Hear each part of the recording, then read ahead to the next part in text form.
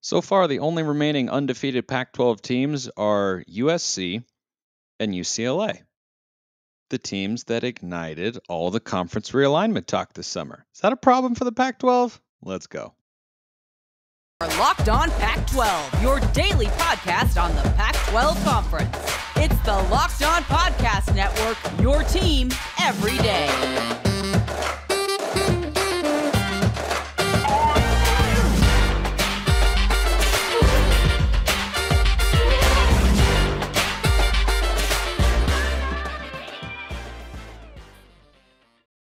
Welcome, everybody, to another episode of Locked On Pac-12. I'm your host, Spencer McLaughlin, D1 play-by-play broadcaster. Thank you for making Locked On Pac-12 your first listen or your first view of the day for watching on YouTube, part of the Locked On Podcast Network, your number one source to stay up to date with the Conference of Champions. Like, comment, subscribe, please, wherever you're listening to or watching the show. Thank you to everybody out there who has done so already.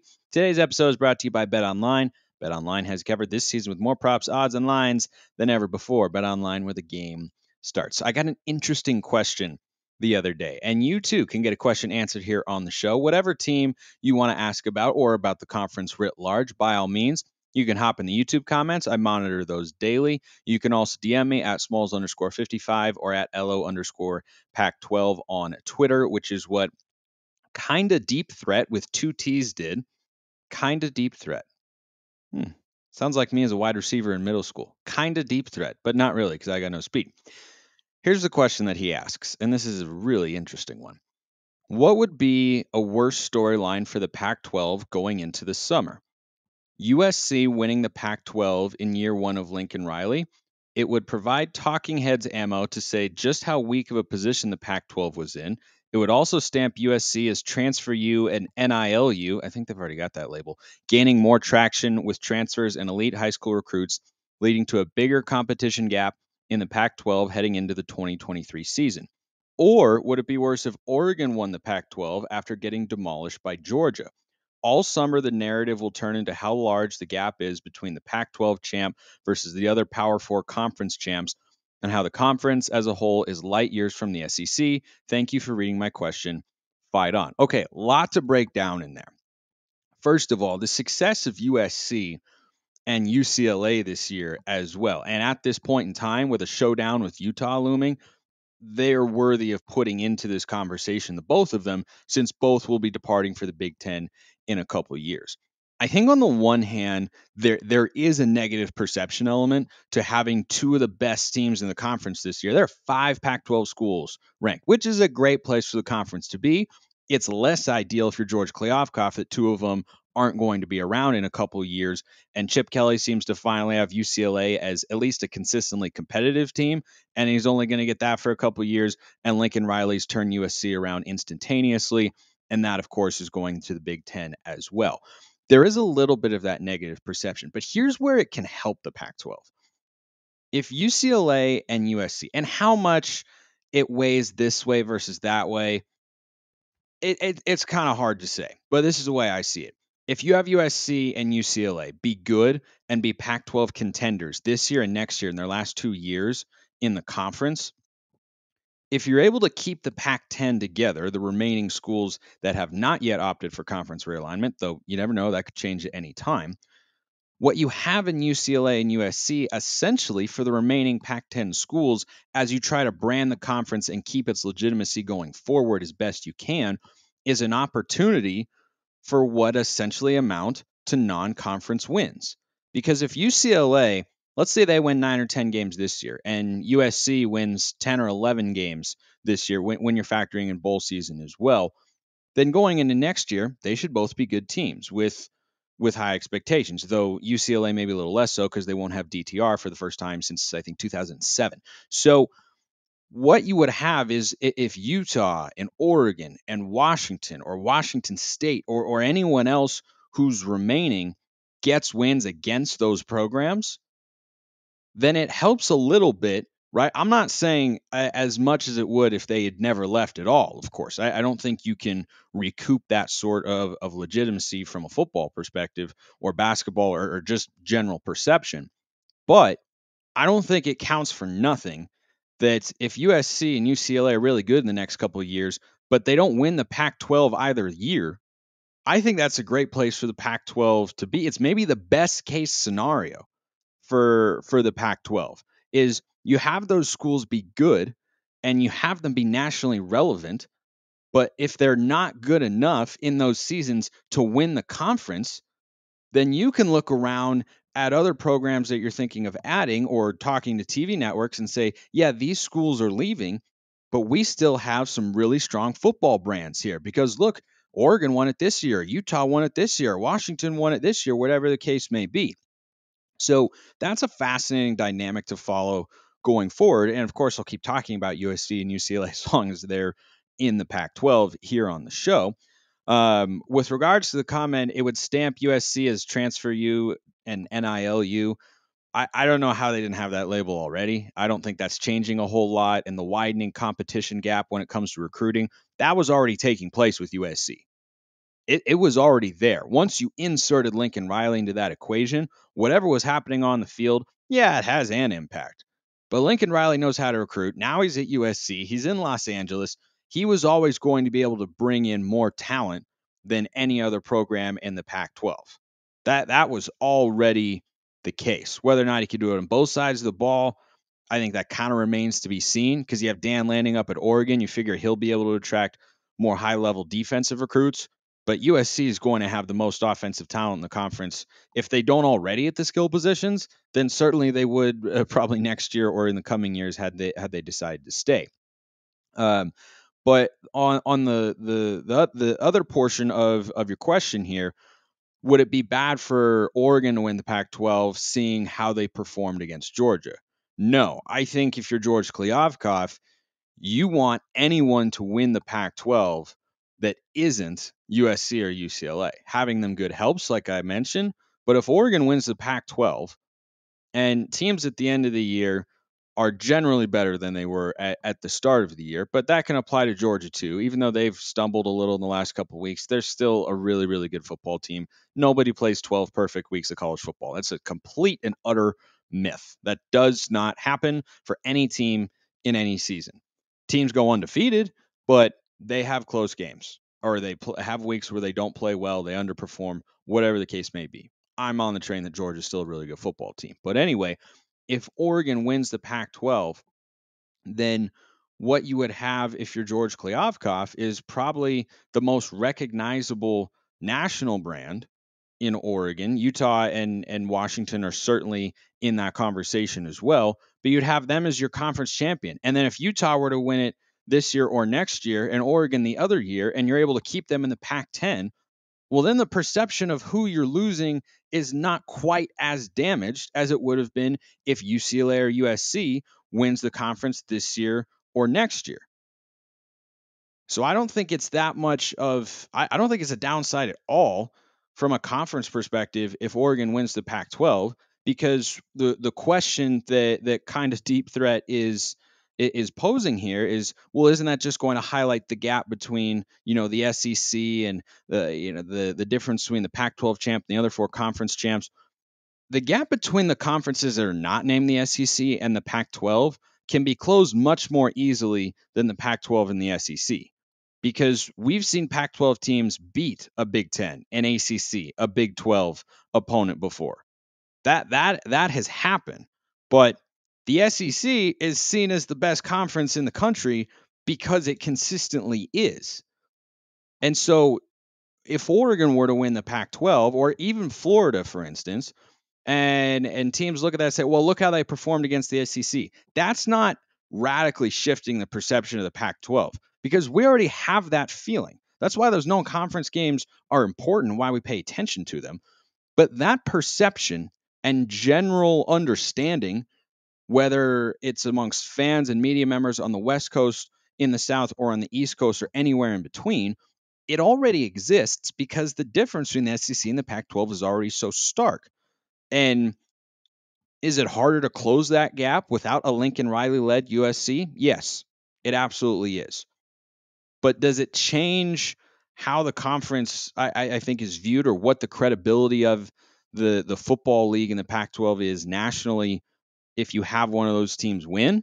right? If you have an Oregon or a Utah win with those SEC losses in games that did not go the way their fan bases were hoping going into it for different reasons, Oregon should have been competitive. Utah should have won the game. No, I don't think that it stretches that mental perception for people more than it already is.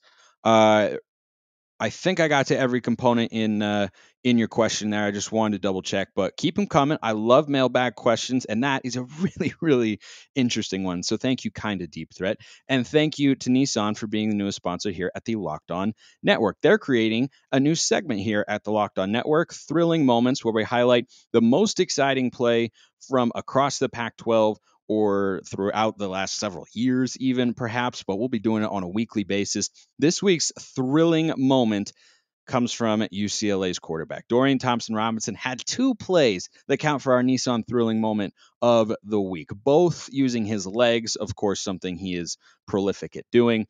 The big hurdle and then the juke that caused two defenders to go crashing into one another as he calmly steps into the end zone and struts to the back to celebrate with teammates and fans. That was about as thrilling of a moment as you're going to see in the Pac-12 over the weekend. The both of them, Dorian Thompson-Robins' legs, definitely this week's Nissan thrilling moment. This segment has been inspired by the thrilling new designs featured across Nissan's new lineup of vehicles. Pursue what thrills you in the all-new Frontier, Armada, or Pathfinder today. Available now at nissanusa.com. All right, let's get to the next segment of the show. And I saw a list of Colorado coaching candidates. And I got to go through because some of them I think could be all right. And some of them, I just want it on the record that I'm not going to be in that particular camp.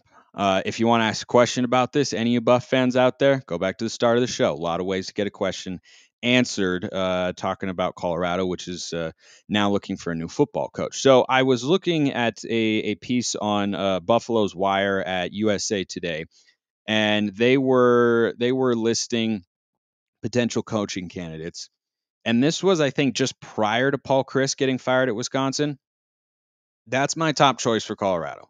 When you're talking about a coach who would take the job, a coach who would fit and who I think could have success there, I think Paul Chryst checks all of those boxes. Because if you're Colorado, sure, you could look and say, well, maybe you'd want to look at a Todd Monkin at Georgia or a Deion Sanders at Jackson State, something like that.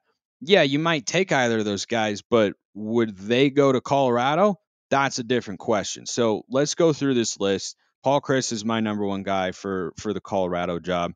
I don't think I have quite as strong of a sense on ASU at this point in time. I think Bill O'Brien would be a decent hire. He had a successful run at Penn State while they were undergoing and recovering from a scandal, by the way. So some history there. But ASU definitely needs, I think, a CEO, a guy who can run a tight, orderly ship and help get it back on track rather than an upstart coordinator. Like I've seen Oregon's Kenny Dillingham get thrown around in there. He's 32 years old. I don't think that's someone who, even though he appears to have some offensive chops as a play caller and could one day be ready to be a head coach, I don't know if that's a great fit over at ASU to have to get the program through an NCAA investigation and come out of the dark, dark days for your first head coaching job. I think that's tough. I think you need someone who's been a head coach before and who's done it. I think Bill O'Brien would be a pretty good choice there. But so Colorado, per this Buffalo's Wire piece at USA Today, they listed a number of candidates. Bill O'Brien was among them. Yeah, you'd take him if you could get him. The thing about Bill O'Brien at Colorado, could he have success? Sure. I think theoretically he could have success at any Power 5 school because he's shown an ability to win a lot of football games as a head coach. And he's gone to Coach Rehab U, which is Nick Saban's offensive coordinator slot. There was Lane Kiffin, Steve Sarkisian, now Bill O'Brien, hoping to be the latest, plus all the DCs that he's had be head coaches across the country. I don't know if Bill O'Brien would stay, but if you're Colorado, you just have to ask yourself, if you're thinking, yeah, I want Bill O'Brien to be a head coach for the Buffaloes, are you okay with the possibility of him staying for just maybe even 2 to 3 years, having a lot of success, and leaving for an SEC or Big Ten job? Because I think at Colorado, that possibility is very real. Is it there at Arizona State as well? Yes. But do I think it's quite as likely? Maybe not. But I don't think he'd stay longer than maybe 4 years at either school. But Colorado just seems right, especially if he were to have a lot of success in 1 year, then his name would be flying up a list of resumes or a list of candidates that other schools would be looking for. Like Colorado, let's say they go 1-11 this year, which is what I predicted prior to the season. I might have overshot the mark in giving them a win. I really hope that's not the case. Let's say you hire Bill O'Brien, he comes in and he wins 5 games in the first year.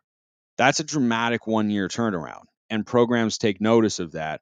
And I don't know if Colorado has the pedigree or the administrative investment, as we saw with Mel Tucker, to commit to him to convince him to stay for more than just a little while. So that's an option. I think it's more fitting at ASU. But for Colorado, this piece also listed Illinois defense coordinator Ryan Walters. Here's the problem I have with that. Their defense is really, really good.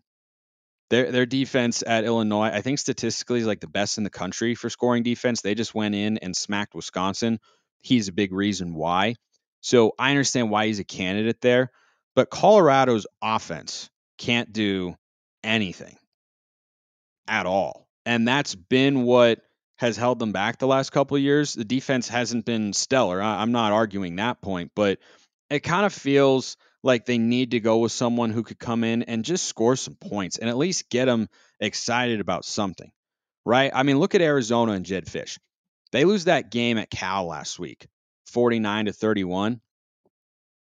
Or was that the week before? I don't know. Everything's kind of blurring together. Last week, Cal was at Washington State, so that was the week before. They lose 49-31.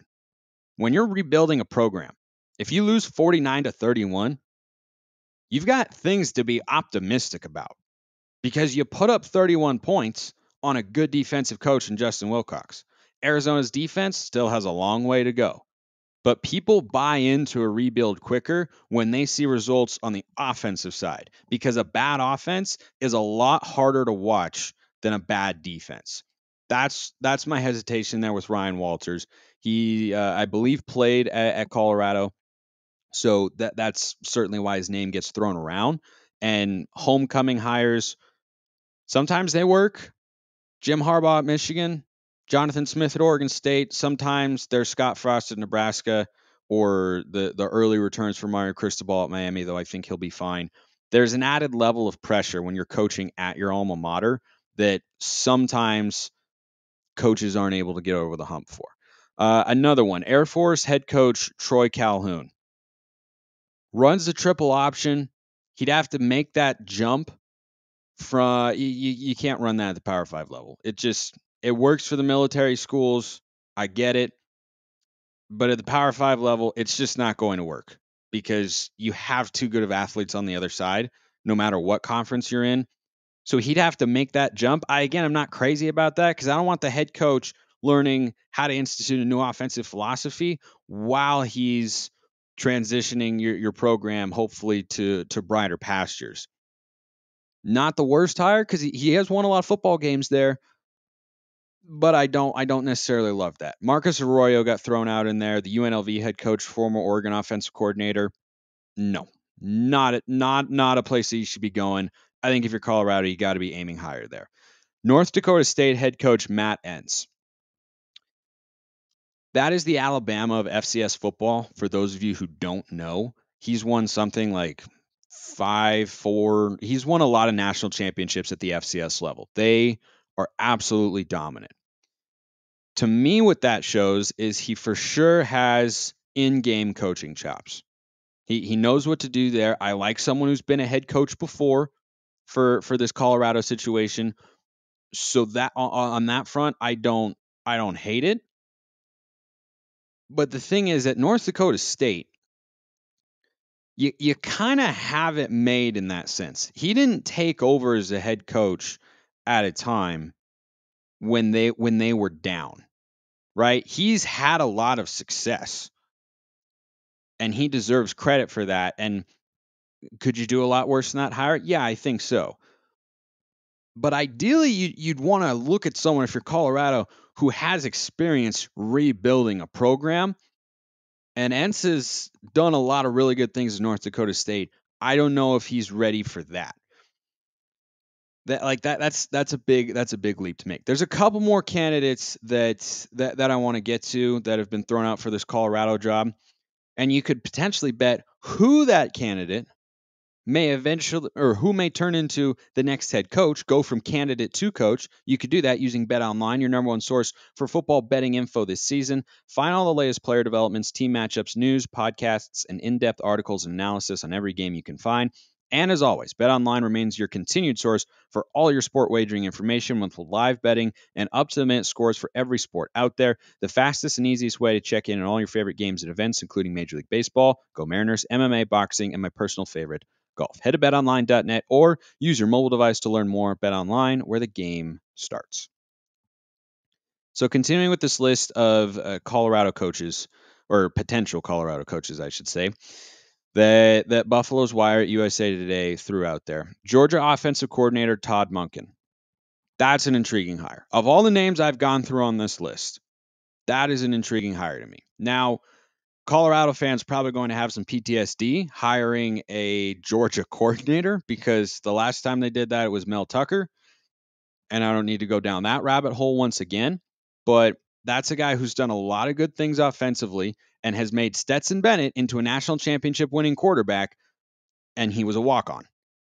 Stetson Bennett is a really good college quarterback. He continues to be underrated, though maybe showing some of his limitations in the last couple of weeks, but still, he's quite good. But he wasn't supposed to be that.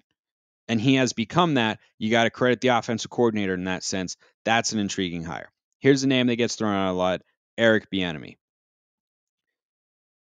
Colorado guy, been the OC before. He's been standing next to Andy Reid since he took over the Chiefs job in whatever year that was, maybe like 2013, 14, somewhere in there. So he's been around a sharp offensive mind. The question with Eric Bieniemy is, does he really want to come back to college? And does he want to and know how to recruit? Because Colorado is not a place where it is easy to recruit. So you have to be all in on that grind. You have to be all in on, this is a part of my job that is essential, not just showing up on game days. Could he have the X's and O's chops to do it? Yeah, sure. Not going to argue with you there. Andy Reid is a brilliant coach and a brilliant offensive mind. The 2 seasons he was the offensive coordinator in 2011 and 2012 didn't go very well, so it'd be kind of a second chance. The question I'd want to answer there is, what's his philosophy on recruiting? Could he put together a staff that knows how to recruit and bring in the sorts of players that Colorado would need? Last 2 names on this list, we talked about him already a little bit, including yesterday on the show. Alex Grinch, not a fan, at least yet. Maybe in a couple of years I'll feel differently, but right now that's not a hire. USC's defensive coordinator. And then Deion Sanders, I don't think he goes to Colorado anyway. I think he's on there because he's a perennial name to throw out anytime a Power 5 job becomes available. But I think he'd take Arizona State before he took Colorado, and I don't even know if he would look in that direction. So I don't think either of those names are particularly likely. But of everybody that list churned out there, sure, I think Bill O'Brien could do well. I think Todd Monkin is intriguing, but I bet Bust fans will have reservations on that because of what happened with Mel Tucker. Okay, Washington and Oregon State are in very similar situations as we shift gears and move back to the football that will be on the field this week in the 3rd week of conference play. So both of them are coming off of disappointing road performances in which they lost to top 15 teams. Both of them are also back on the road this week against inferior opponents. Washington is at Arizona State, where they're a 2-touchdown favorite, should be able to win comfortably. Oregon State is at Stanford. They're just a 7-point favorite. And I think that discrepancy in those 2 lines is indicative of one thing and one thing only. Oregon State's quarterback play for the last couple of weeks has been, let's put it politely and say, shaky. And if I put it honestly, it's been abysmal. So I'm not worried about either team right now. I am not. My level of concern is higher for the Beavs than for the Huskies. But to both fan bases, if you're an Oregon State fan or Washington fan, you listen to or watch the show, thank you for doing that. But I've got a message for you. It is not time to worry. It is not time to panic. Kalen DeBoer is off to a great start. No, that was not a good game. But ask yourself this. If you're frustrated about how that game went, like, oh, we should have played better. Yes, they should have. Do you think Michael Penix, after how he looked in the first 4 weeks, and remember, he's not going to play on the road every week as the season goes on, do you think he's going to throw 2 interceptions again in another game? He may do it one other time, but that's probably going to be it.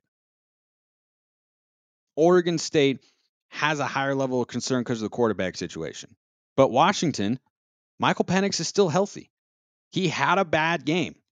Did you expect him or the team to have 12 perfect games here in the season? I know it looked that way after they played basically 4 perfect games to begin the year, but they're finally away from home. They're learning what that feels like. And when you're on the road, things are different. Things are tougher. It looks different. It feels different.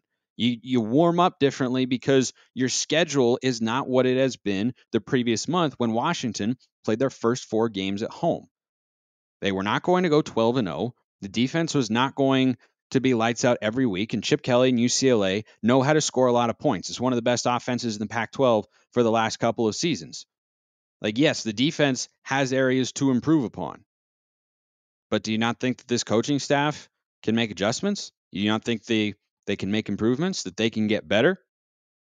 I don't think it's panic time at all for Washington. And notice, I'm not the only person who feels that way because they weren't dropped out of the top 25. They're still sitting at 4-1.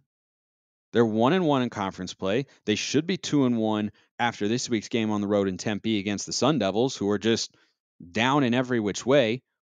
And you have a big chance this week because you can prove to yourselves that you know how to play well on the road. They haven't done that yet, but they've only had one try.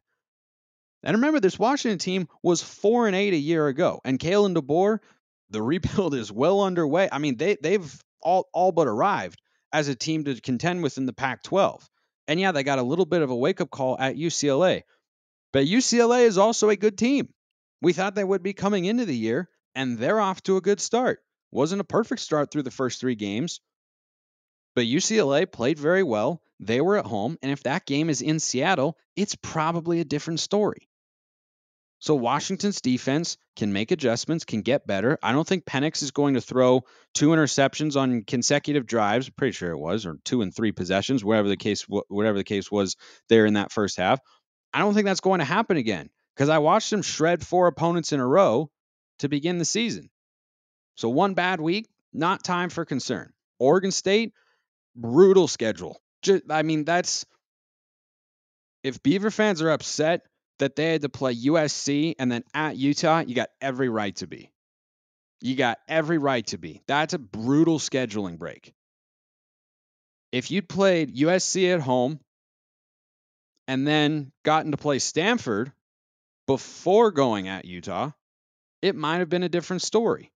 Or if you'd gotten a Cal or an Arizona or a Colorado or someone who is not, I don't know, maybe the best team in the conference on the road the week after you were that close to pulling a top 10 upset at home in a game you should have won, where you were hyped going in, you expended a lot of emotional energy, it was a hard-fought game, you led for most of it, and then you lost. That's a crushing place to be as a football team. And then you have to go to what is probably the toughest place to win, the first or second hardest place to win in the conference, given the environment and the opponent at Utah. That's brutal. It's absolutely brutal. But Beaver fans have got to play the long game here. They've got to be patient and trust that this team, under a 5th-year head coach in Jonathan Smith, can get back to where they were through the first 3 weeks when they look like the team I thought they might be coming into the year. I am not selling my Beaver stock. They go on the road this week and lose to Stanford, no matter who's playing quarterback, okay, then it'll be time for concern. But Washington and Oregon State, they're in the same spot. Top 15 road losses. It was disappointing, but it is not time to declare that the sky is falling or that the season is over or that neither can still achieve the goals that they had coming into this year. I appreciate everyone listening. I will see you next time, and have a wonderful rest of your day.